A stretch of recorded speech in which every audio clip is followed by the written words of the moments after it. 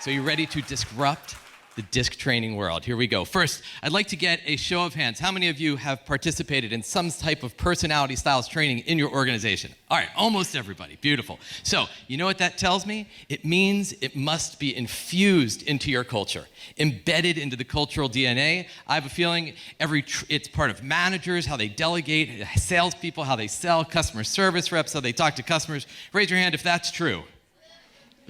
Wait a second here. I'm not seeing a lot of hands here. This is the problem, isn't it?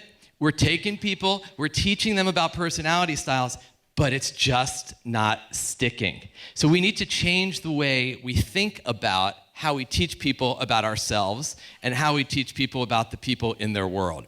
And here, let's go down to the basics. So I often use the DISC model. In fact, I used DISC for many years.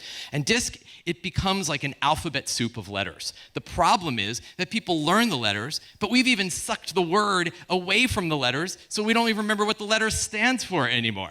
And so the challenge is we've got all these letters, we have to memorize them, and they're just not becoming a part of how we communicate and how we work with others. So what I'd like to do with us today is reinvent how we teach people about themselves and how we can incorporate that in the culture in which we live in. So I'm going to get rid of the letters. Let's just get them and toss them aside here. We're going to swap them out for some very interesting characters, and I've got these 4 bird types that I'm going to talk to you about. So the first one is I want to get from you, when you think of an eagle, first word you think of, what do you think? Results, leadership, direct, confident, right? Notice, right, we're from Philly, so we like the Eagles here. But here's the thing, right? I didn't have to tell you what an eagle is. You already know. How about parrot? What do you think of?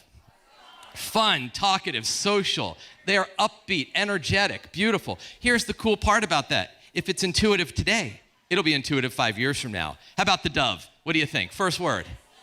Oh, calm, peaceful, harmony, beautiful. But here, you notice what's happening? I don't actually need to show you what these mean because you get it. Our last one. First word that comes to mind when you think of the owl. Wise, beautiful, in harmony. And that's the thing. They're logical, analytical. Every cartoon owl, let's face it, has been drawn as wise, haven't they? So the thing about owls is they are analytical and logical and detail-oriented. Our goal is to make it easy. We try to teach things to people that they forget and they're never going to use it. If you can't remember it, you can't be using it. So let's take the styles and look at not only getting rid of the letters, but how we can deliver training that actually sticks. So see if this captures your typical DISC training program. It starts off with something like, there's no good style, there's no bad style, there's no right, there's no wrong. You're sometimes different at home than you are at work. You're a combination of all the styles. Does that sound familiar? Yes, but the problem is, what we do is we then teach the styles, and it's like taking out an empty folder out of our brain, filling it with DISC wisdom, and then filing it back. Sounds good, right? But the problem is that folder is not connected to anything. So our brain has no way to access that information.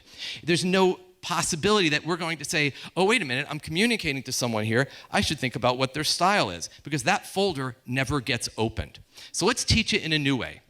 Instead of creating a new folder, what we're going to do is take existing folders. Folders your brain opens all the time.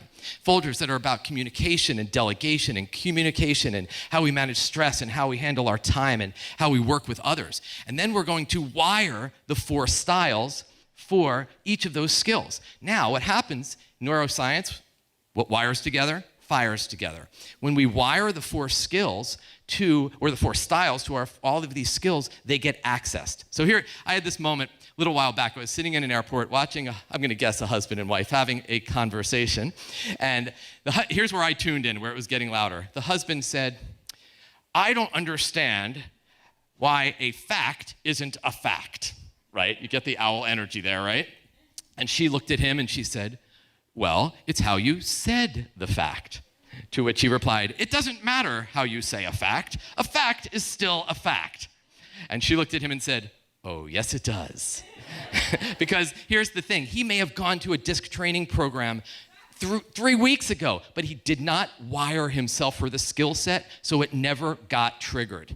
If you wire the skills to the styles, we learn it, we remember it, we can apply it, and then it makes a difference and you can achieve your goals. Thank you, everybody.